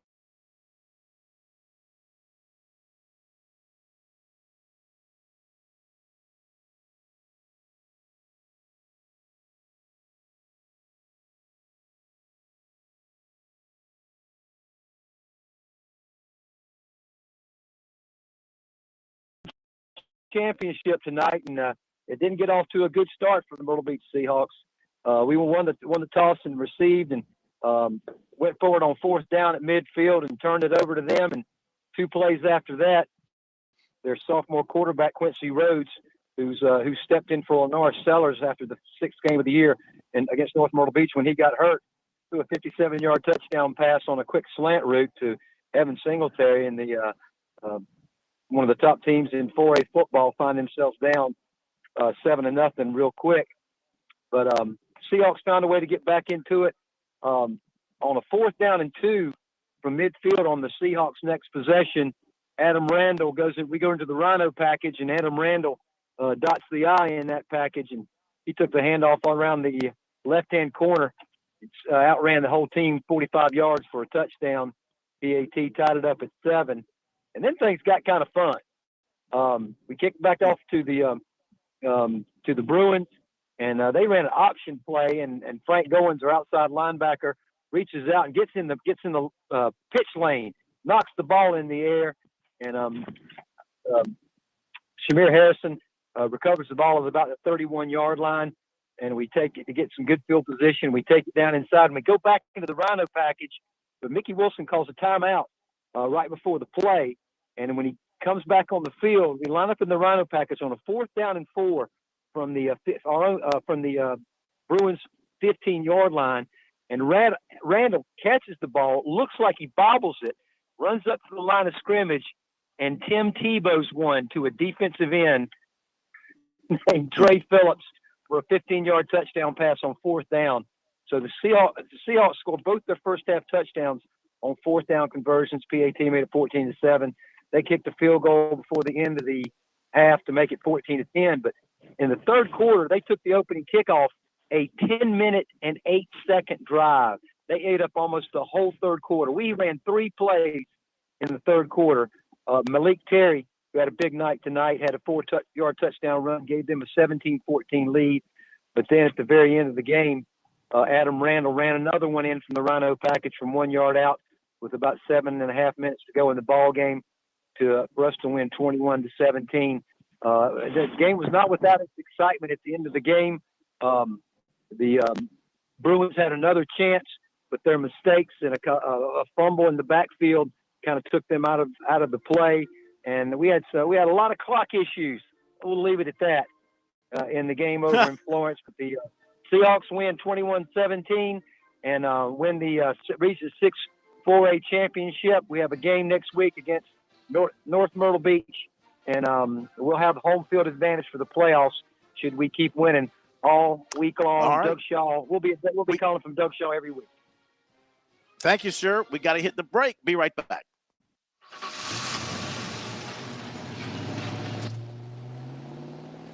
I spend a lot of time in the garage, but even more time in the rain, sleet, and mud. In 95, I helped tow your moving trailer. In 05, I helped you get out of a ditch. Yeah, I know I'm a bit rusty, and sadly in 09, it was sparks from me, your handy chains, dragging behind your truck that accidentally started a wildfire. Sparks from dragging chains can start a wildfire. Spark a change, not a wildfire. Visit SmokeyBear.com. Brought to you by the U.S. Forest Service, your state forester, and the Ad Council. Only you can prevent wildfires. With SRN News, I'm Jason Walker. Authorities continue the investigation into Thursday's shooting in Tacoma, Washington, that left 4 young people dead. Search continues for the suspects. The battle over abortion in Texas continues. Supreme Court allowing the state law that bans most abortions to remain in place, at least for now, but has agreed to hear arguments in the case on November 1st. Justices say they will decide whether the federal government has the right to sue over the law. High Court's action leaves in place for now a law that bans abortions after cardiac activity is detected. The leader of that Haitian gang that kidnapped 17 members of a U.S.-based missionary group is warning now hostages will be killed if his demands are not met. This is SRN News. Okay. Now, who could that be? It's Dominion Energy. I signed us up for a home energy checkup. It's time we learn how to save energy and money. Well, how much does it cost? Not a dime, it's free, and it only takes about an hour. Plus, we get a report on things we can do to make our home more energy efficient. I don't know. Sounds too good to be true. No. See for yourself at DominionEnergySC.com. Where? DominionEnergySC.com.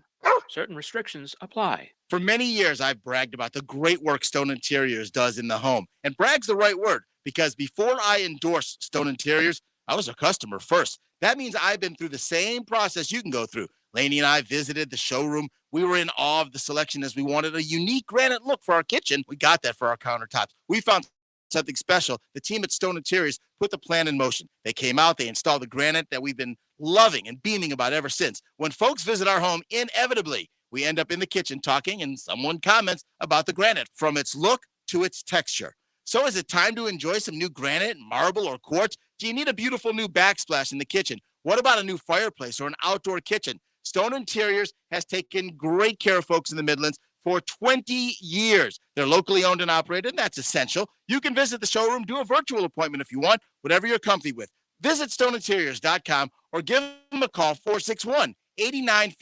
And of course, tell them you heard about it from The Point. Have you fallen behind on your taxes and might be facing IRS penalties? Have wage garnishments, levies, or liens? Have unfiled tax returns? You want someone local and qualified. Don't fall for those national spots. Meet with me, Teresa, at Capital City Professional Services, and let me help you through your tax maze.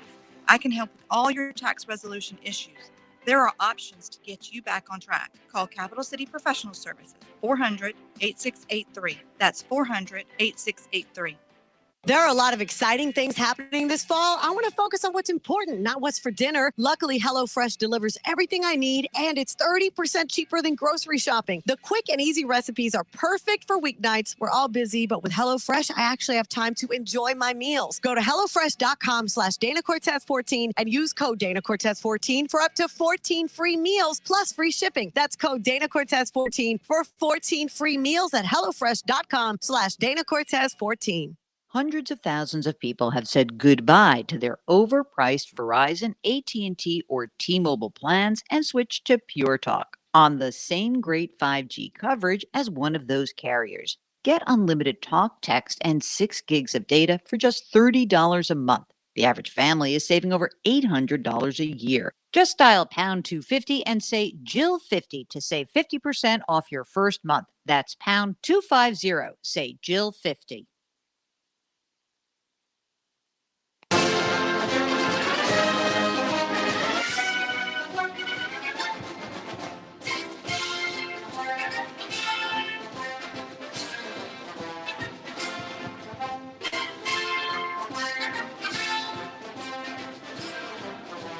All right, welcome back in, everybody. You're listening to the High School Football Scoreboard brought to you by Founders Federal Credit Union, South Carolina's only statewide high school football scoreboard, South Carolina's longest-running original high school football scoreboard, with the longest-running original analyst in high school football, David Shelton, with us again. I thought that was a nice introduction for you. Longest-running high school analyst. Yeah, I've never run anywhere. Let's make that clear. We're in the top of the ninth, and thankfully Houston is leading Boston 5-0. So that's over. They're going to win the pennant and go to the World Series. The Dodgers have announced that Scherzer will not start tomorrow against the Braves. He's out tomorrow against the Braves. I guess they're saving him for a potential game. Well, not saving him. He's obviously not able to go tomorrow. And I guess they would have him go game 7. Corn, they're calling it dead arm. They mentioned after the game the other night that after his last start that he was complaining from that. But apparently I'm not overly familiar. Maybe you are more than me, but they're calling it, quote, dead arm. Yep. Dead okay, arm. David. Dead arm. Yep. All right. We're going to go over all the scores because we've got almost all of them in now. But let's go to Lou Bezjak is my way of saying it. Always get it a different way. But Lou, Scoop Lou from thestate.com, GoGamecocks.com, on hand for Dutch Fork and Lexington tonight. And once again, it's an NC. It's a no contest for Dutch Fork, Mr. Lou. Yeah, they dominated again. I mean, Lexington had a good game plan. They moved the ball, missed out on a couple of early scoring opportunities, and then Dutch Fork scored 3 touchdowns in about a 5-minute span in the second quarter. And that was it. Jarvis Green, another huge night, 4 touchdowns running, 1 receiving. Antonio Williams, over 100 yards again, and he's nearing 1,000 for the season. And just Dutch Fork ends the regular season with the region championship, and they'll be off next week and start the playoffs the week after as they go for their 6th state championship in a row. Amazing. What an amazing story. And they lose a quarterback, they plug a quarterback in. They lose a quarterback, they plug a quarterback in.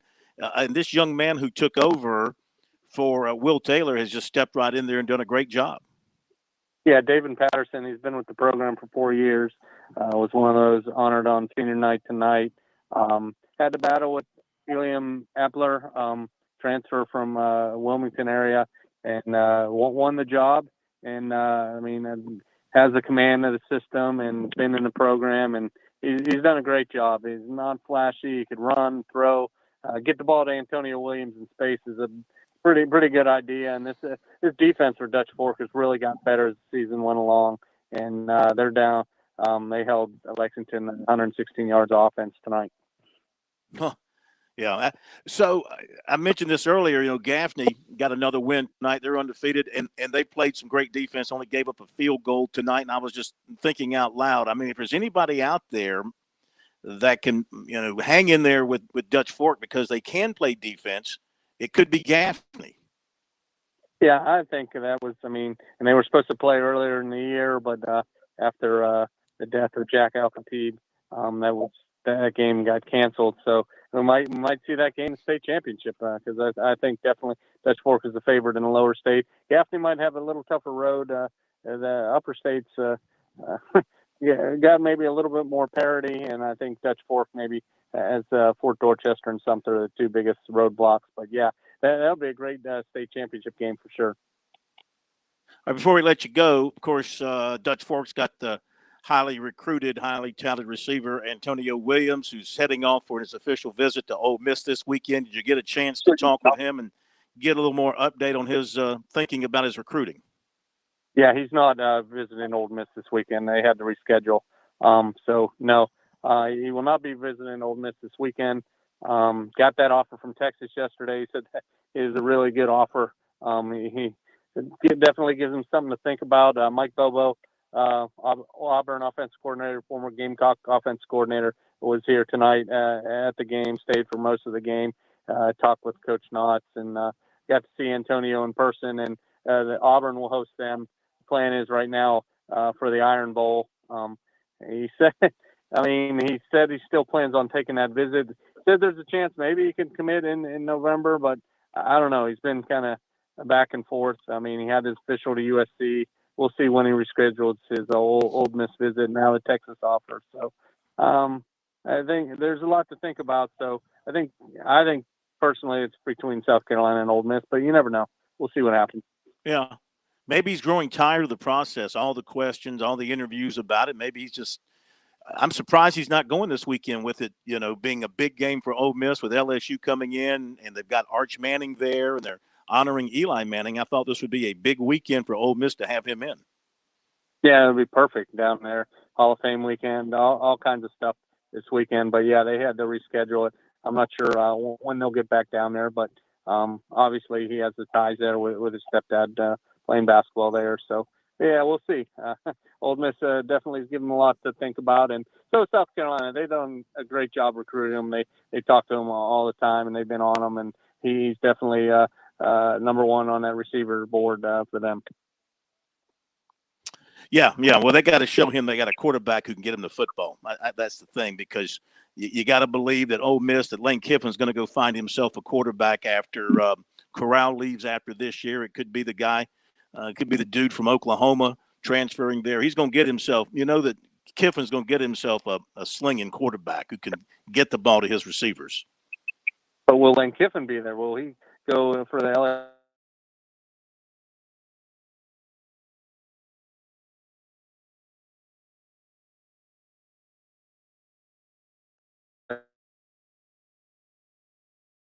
Hey, Lou, thank you, friend. Good talking to you. We'll talk to you next week. All right. Thanks, guys. Thank you. Lou Bezjak from the state newspaper and GoGamecocks.com. I always pause, and I always apologize to Lou because I like to say Bezjak, but Chris Bergen corrected me one time, said it was Bayak, but I don't know. We just call him Scoop, right, David? Yes, I call him Sweet Lou.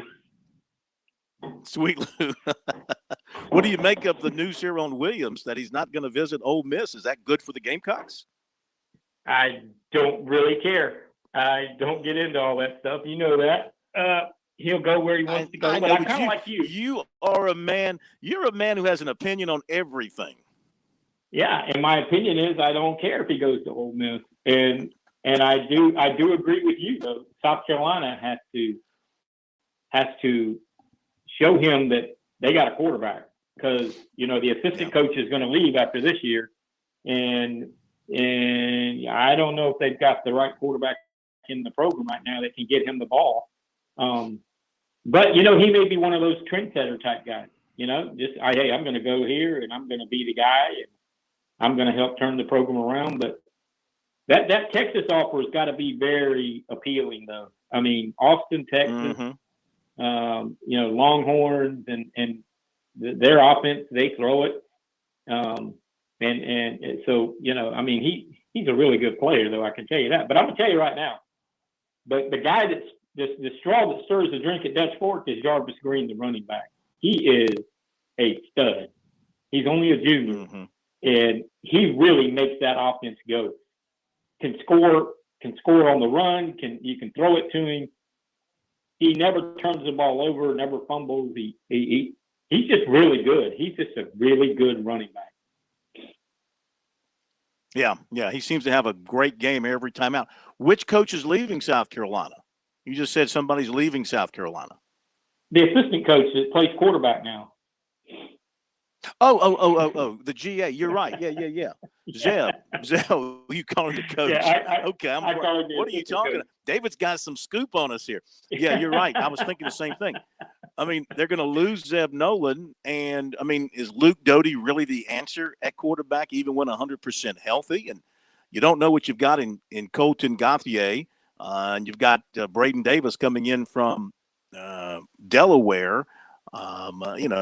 He's supposed to be a good quarterback. I don't do the ratings thing anymore. I'm so fed up with the ratings and the hogwash involved with the rating system. I try to totally ignore that. But he's supposed to be a good quarterback. But again, you're talking about a true freshman. So, yeah, their quarterback situation looks kind of, unless they go get a transfer somewhere, a big-time transfer, it looks very questionable going into next year. Let's get one more report in. And it's let me see who we got here. We're going to get a report from, Brandon Alter from the Williamsburg Academy versus Carolina Academy football game tonight. Brandon, how are you, my friend? I'm good, Phil. How are you? We're good. It's good to hear from you. We miss you in Columbia. I know the folks of Sumter and Kingstree are glad to have you as a citizen. Yep. Well, tonight I was up in Lake City, as you mentioned, for the Williamsburg Academy Carolina Academy game, and it was a game of whatever you can do, I can do. Except that game was between the Williamsburg Academy offense and the Williamsburg Academy defense, as each Williamsburg Academy side of the ball scored 21 points. Not sure. So they played really strong defense. Yeah. Yeah. Boyd Castleman with 2 pick sixes, including one to end the first quarter. That made it 28-0. Caleb Klein, senior running back for the Stallions, had 100 yards in the first quarter, including a 50-yard touchdown. In the second quarter, Don Shelley put in his defense, his second team defense, and Carolina Academy was able to claw a touchdown. And at the end of the half, it was 42-7, and with a running clock in the second half, that's where things ended. And Williamsburg, how do they look in their region and looking into the playoffs? They're going to be a major factor? Yeah, tonight with the win, it clinched the region for them. They go up to Spartanburg next week, so look to finish off an undefeated season. Brandon, we thank you very much. It's good hearing from you. One-time intern, Thanks, Phil. Brandon Alter, returning to Sports Talk, the high school scoreboard. Thank you, Brandon. Appreciate it very much. Okay, let's hit a break. We'll come back and start going through all the scores again and let David share his thoughts on some of these games. We've got practically every score plotted to this point. We've got a couple of holes to fill in. We'll try and do that during the break. And we'll hear more from David as well coming up after the break, so don't leave us. High School Scoreboard will continue across the state on the Sports Talk Media Network.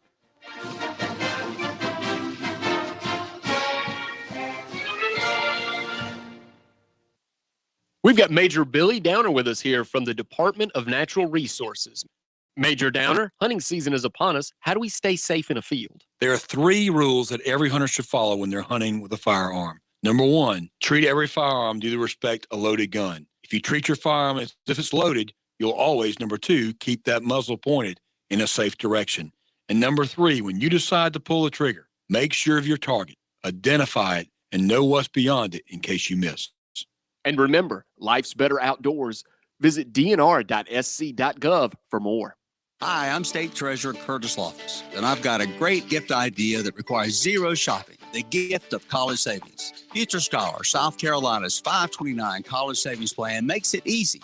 Grandparents, friends, and family can all contribute to a Future Scholar account and know that they're providing a gift that will last a lifetime. If you're looking for the perfect gift this holiday season, look no further. Learn more about the smart, easy way to save and give this holiday season at futurescholar.com. Keep fighting the spread. Wear your face mask. Stay 6 feet apart. and get vaccinated. Join us and fight the spread. Visit scdheck.gov/vaxfax. Founders is offering a low-rate mortgage with up to $4,000 in closing costs to full-time hospital employees, honoring your frontline efforts against COVID-19. With no PMI, no origination fee, and no limit on the loan amount, you can't go wrong. Visit founders.com/HEC and apply for your hospital employee choice mortgage today. Membership qualification required. Terms and conditions apply. Institution NMLS identifier number 410646. Founders is an equal housing lender and is federally insured by the NCUA.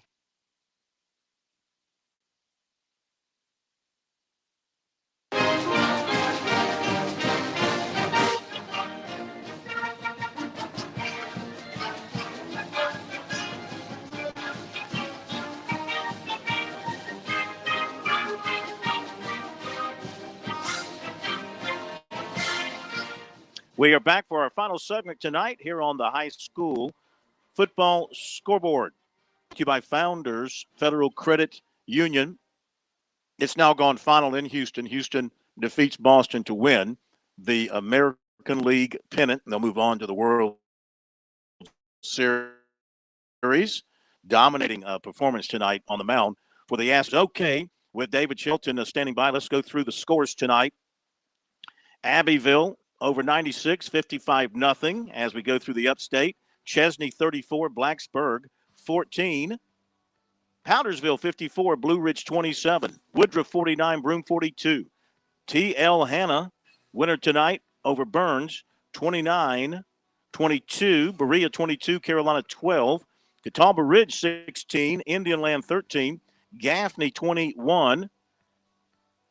And Clover 3, Southside Christian 42, Dixie 7, Dorman 54, Wade Hampton 27, Clinton 47, Emerald nothing, Bowling Springs 36, Fort Mill 22, Greenwood in a thriller over Greenville 29-28, Greer 41, Eastside 14, Hillcrest 51, J.O. Man 7, Legion Collegiate 24, Landrum 21, Christchurch 62, Liberty nothing, Malden 38, Woodmont 28, Spartanburg 35, Riverside 7, Seneca 64, Pendleton nothing, Pickens 38, Travelers Rest 34, Chapman 38, Union County 35, Crescent 55, West Oak 12, West Side 56, Walhalla 24, York 34, Lancaster 6, Aiken 13, McCormick 8, Aiken 13, McCormick 8. David, your thoughts on some of those scores tonight?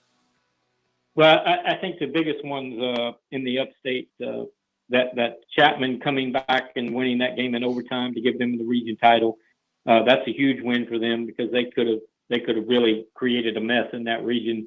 And then next week, with Woodruff and Clinton both winning tonight, I can remember doing this show way back in the day, and Woodruff Clinton would just be the game of the night in South Carolina. And next week is going to be a huge game again between those two. So, those kind of games are kind of what we live for on Friday night. So a Woodruff Clinton knockdown dragout next week. Yes, look forward to that. What a job they have done at Clinton this year, reviving things. And Woodruff's had a very good year as well. So that should be a heck of a ball game next week. Let's go to the Midlands. It was AC Flora over Lugoff Elgin, 53-17. South Aiken was a winner over Airport. I remember saying that earlier, but I don't have the score down in front of me. But I can tell you that the Thoroughbreds won that one. Denmark Oler over Blackville Hilda, 32-26.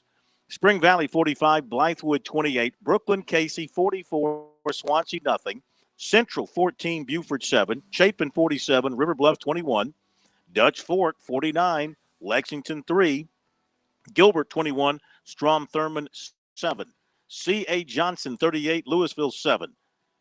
It was North Augusta over Midland Valley 47-14. Now, David, they had a coaching change midweek. Clay Gilstrap taking over for Jim Bob Bryant midweek. You know any of the details about that?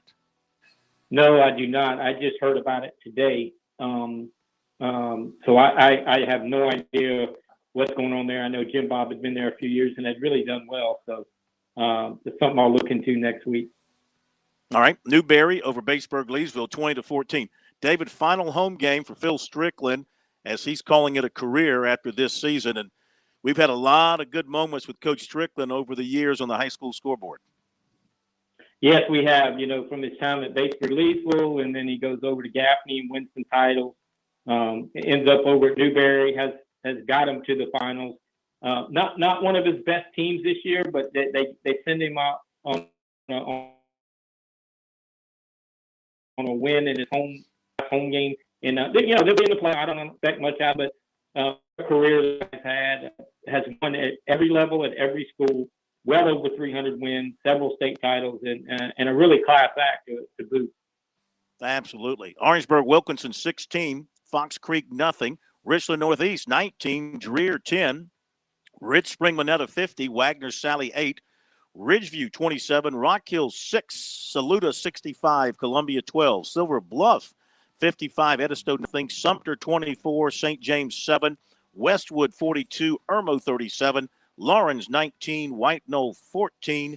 York, 34. Lancaster, 6. Keenan, 45. Lakewood, 37. To the PD, Grand Strand. Socastee, 44. Make that Carolina Forest, 46. Last play of the game they scored on. Carolina Forest, the Panthers, 46. Socastee, 44. Chesterfield, 50. North Central, 7. Chesterfield, 27. Andrew Jackson, 20. What about that matchup next week between Chiraw and Chesterfield, David? Yeah, that ought to be a good one. They're big rivals. They don't really like each other very much, and there's a lot on the line. And Chesterfield has had a really great season. They've got a guy named Kevin Diggs who's scored over 30 touchdowns this year as a receiver, running back, athlete. You're going to start seeing his name pop up on some recruiting lists because he is a really special player.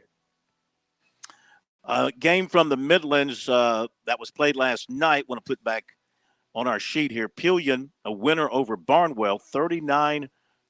Let me double check that, make sure I got that right. Yeah, Pillion 39 and Barnwell 34.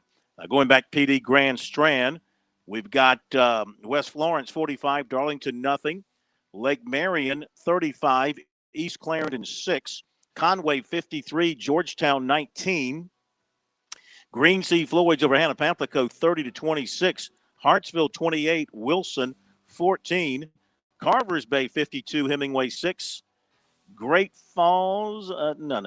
That one is not correct. Let's go to this one. Loris 35, Kingstree 6, Lake City 34, Andrews 6, Ainer 12, Lamar 6, Camden 46, Manning nothing. Great Falls 24, McBee 18, Mullins 22, Latta 8, C.E. Murray 51, Scotts Branch nothing.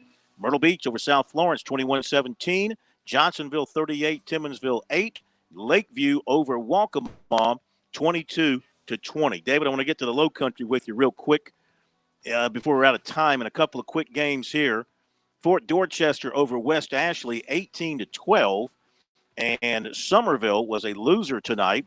Now Somerville losing 10-6. And I can't find it on my sheet. Who'd they lose to?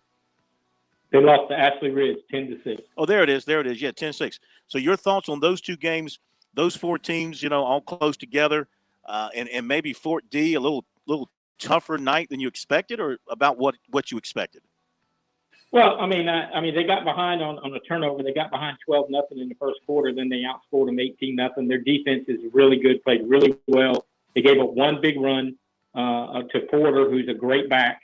But they pulled it out, and they won the region. But Somerville's lost, so they're going to win the region, and West Ashley's going to finish second, and so they'll be at home. But a good season for West Ashley. They've been on a roll, but they only have like 39 players in their roster, so they play a lot of guys both ways. And real quick, what about Ashley Ridge getting that win over Somerville? Good win for them. That's going to probably give them third place in the region. Somerville will probably finish fourth, which is a disappointment for them. And Somerville has lost back-to-back games. Ashley Ridge has won back-to-back games, so good win for them. Hanahan 63-0 over Academic Magnet.